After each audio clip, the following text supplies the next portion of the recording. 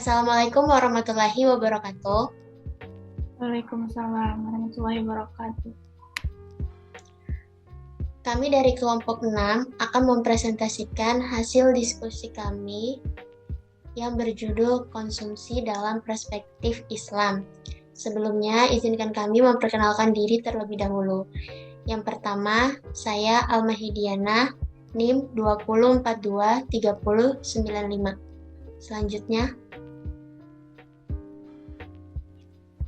Saya Alfiatul Dumasafina, NIM 204231124. Saya Dalia Fatiyati Utami, nomor induk mahasiswa 20423100.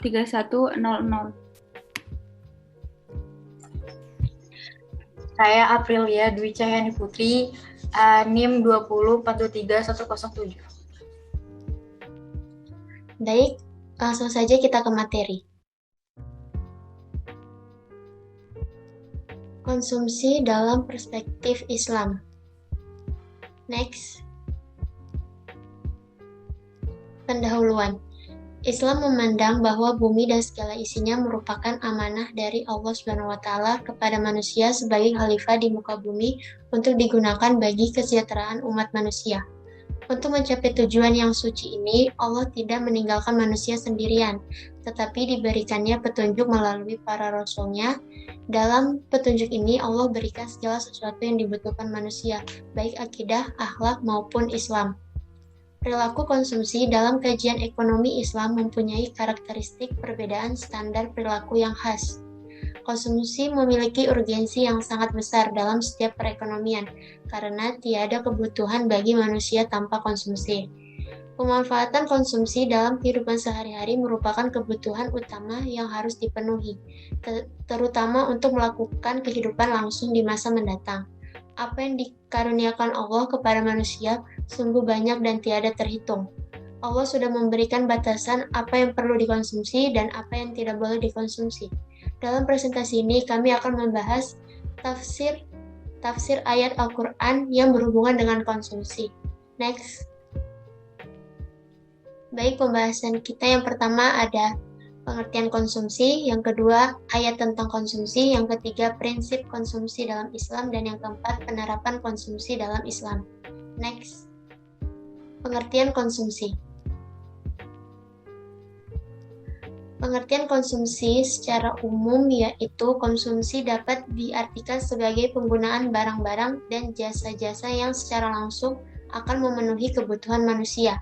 Sedangkan pengertian konsumsi dalam Islam yaitu konsumsi yang dijalankan oleh seorang muslim tidak boleh mengorbankan kemaslahatan individu dan masyarakat. Kemudian, tidak diperbolehkan mendikotomi antara kenikmatan dunia dan akhirat. Bahkan sikap ekstrim pun harus dijauhkan dalam berkonsumsi. Next. Faktor yang mempengaruhi konsumsi. Yang pertama, jumlah anggota keluarga. Semakin banyak anggota keluarga, maka semakin besar juga pengeluaran atau konsumsi terhadap suatu barang dan jasa. Yang kedua, harga dari barang, yaitu tingkat konsumsi di dalam suatu keluarga tergantung dari ketersediaan barang atau jasa yang ada di pasar. Jika harga suatu barang naik tetapi pendapatan tetap, maka tingkat konsumsinya akan menurun. Begitupun sebaliknya, jika harga barang turun tetapi pendapatan tetap, maka tingkat konsumsi terhadap suatu barang akan naik atau meningkat. Yang ketiga ada tingkat dari penghasilan atau pendapatan. Semakin tinggi penghasilan atau pendapatan seseorang, maka akan semakin tinggi juga konsumsi yang dilakukannya. Next. Selanjutnya akan dibacakan oleh rekan saya.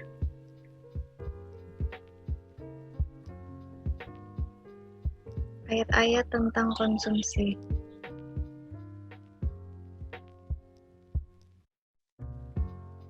Dalam Al-Quran, ajaran tentang konsumsi dapat diambil dari kata kulu dan ishrobu. Terdapat sebanyak 21 kali. Sedangkan makan dan minumlah atau kulu washrobu sebanyak 6 kali. Jumlah ayat mengenai ajaran konsumsi belum termasuk derivasi dari akar kata akala dan syaroba, selain fil amr di atas sejumlah 27 kali. Ayat-ayat yang mengandung nilai ajaran konsumsi berdasar kata kunci dan kandungan makna konsumsi adalah sebagai berikut. Yang pertama, tidak boleh berlebih-lebihan. Berdasarkan ayat inilah, maka sikap mengurangi kemubaziran, sifat sok pamer, dan mengonsumsi barang yang tidak perlu dalam bahasa ekonomi perilaku konsumsi Islami yang tidak berlebihan. Maka pola konsumsi Islam lebih didorong oleh fakta kebutuhan atau needs daripada keinginan atau wants.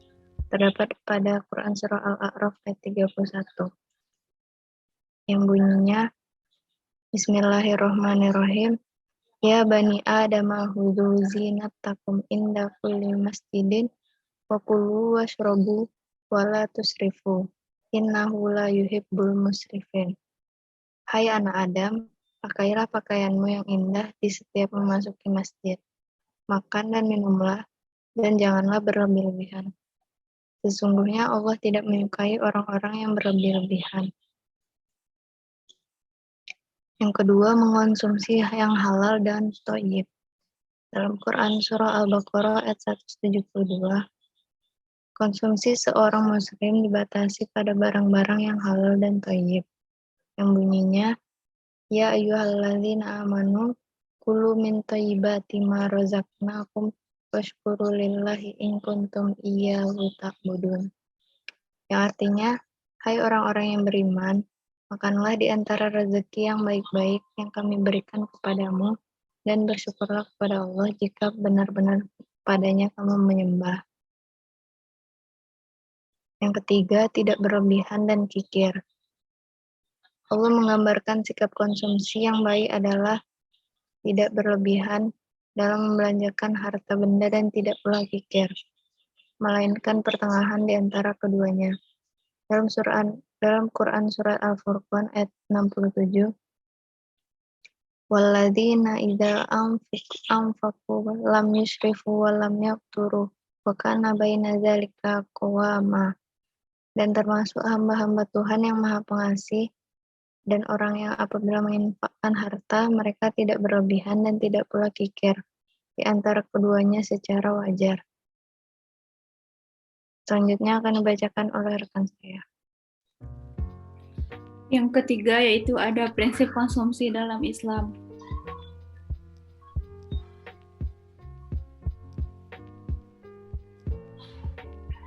Prinsip konsumsi dalam Islam, yang pertama itu ada prinsip keadilan. Prinsip ini mengandung arti ganda mengenai mencari rezeki yang halal dan tidak dilarang hukum. Yang berarti konsumsi ini tidak boleh menimbulkan kezaliman. Berarti dalam koridor atau hukum Islam, konsumsi juga harus halal dan baik. Kemudian yang kedua ada prinsip kebersihan.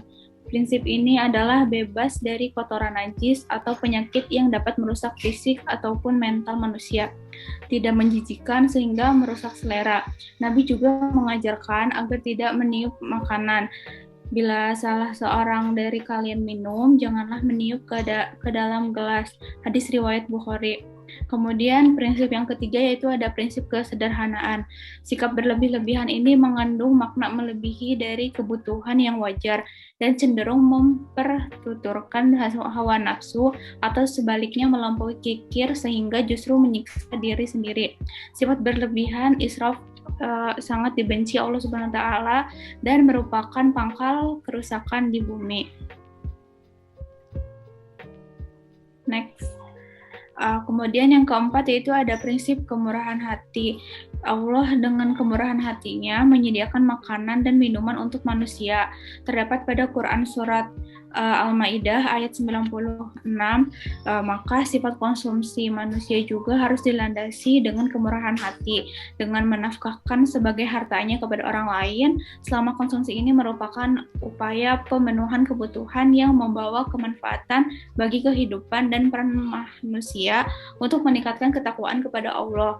Maka Allah telah memberikan anugerahnya bagi manusia. Kemudian prinsip yang kelima yaitu moralitas. Pada akhirnya konsumsi seorang muslim secara keseluruhan harus dibingkai oleh moralitas yang dikandung dalam Islam sehingga tidak semata-mata memenuhi segala kebutuhan. Allah juga memberikan makanan dan minuman untuk keberlangsungan hidup manusia agar dapat meningkatkan nilai-nilai moral serta spiritual. Yang keempat yaitu penerapan konsumsi dalam Islam yang akan disampaikan oleh rekan saya.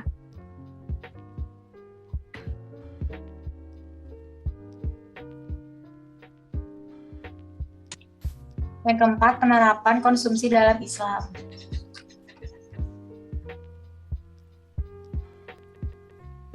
Dalam Islam, konsumsi tidak dapat dipisahkan dari peranan keimanan. Peranan keimanan menjadi tolak ukur penting karena keimanan memberikan cara pandang dunia yang cenderung mempengaruhi kepribadian manusia.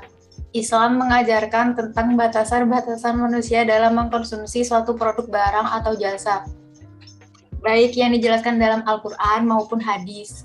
Konsumsi, pemenuhan, atau kebutuhan dan perolehan kenikmatan tidak dilarang dalam Islam selama tidak melibatkan hal-hal yang tidak baik atau justru dapat menimbulkan kemudaratan. Orang yang jiwanya tenang tidak akan menggebu-gebu dalam mencari harta dengan menghalalkan segala cara untuk mendapatkannya, melainkan tetap berusaha mencari rezeki dan keridhaan Allah. Harta yang didapat dari jalan yang tidak dibenarkan oleh ajaran Islam secara alamiah, secara tidak langsung bisa mengakibatkan perilaku konsumsi yang salah pula.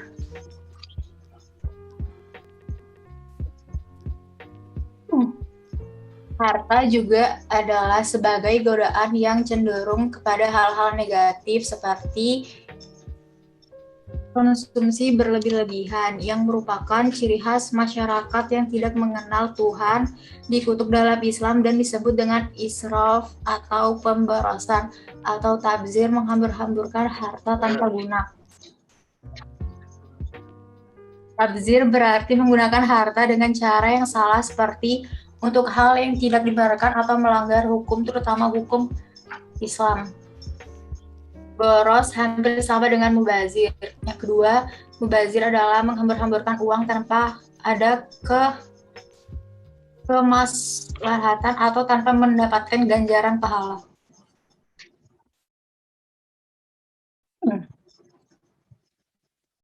Kita menganjurkan pola konsumsi dan penggunaan harta secara wajar dan berimbang, yaitu pola konsumsi yang terletak di antara kekikiran dan pemborosan, atau dengan kata lain tidak mementingkan kesenangan semata. Dalam Al-Quran surat Al-Isra ayat 26-27 disebutkan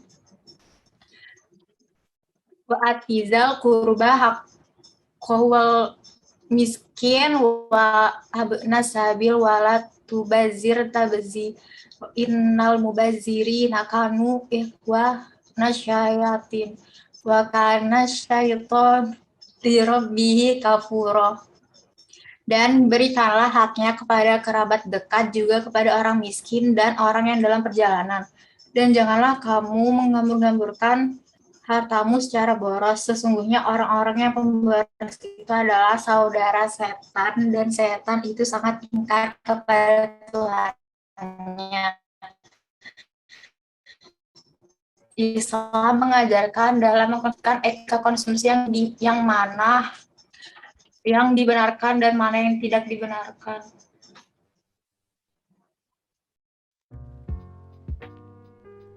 Kesimpulannya, dalam kehidupan sehari-hari, kita sebagai manusia membutuhkan konsumsi yang mempertahankan hidup. Peranan keimanan menjadi tolak ukur penting karena keimanan memberikan cara pandang dunia yang cenderung mempengaruhi kepribadian manusia, yaitu dalam bentuk perilaku, gaya hidup, selera, sikap-sikap terhadap manusia, sumber daya, dan ekologi. Perilaku konsumsi yang sesuai dengan ketentuan Allah dan Rasul-Nya akan menjamin kehidupan manusia menjadi adil dan sejahtera di dunia maupun akhirat. Demikian hasil presentasi PowerPoint kami. Kurang dan lebihnya kami mohon maaf. Assalamualaikum warahmatullahi wabarakatuh.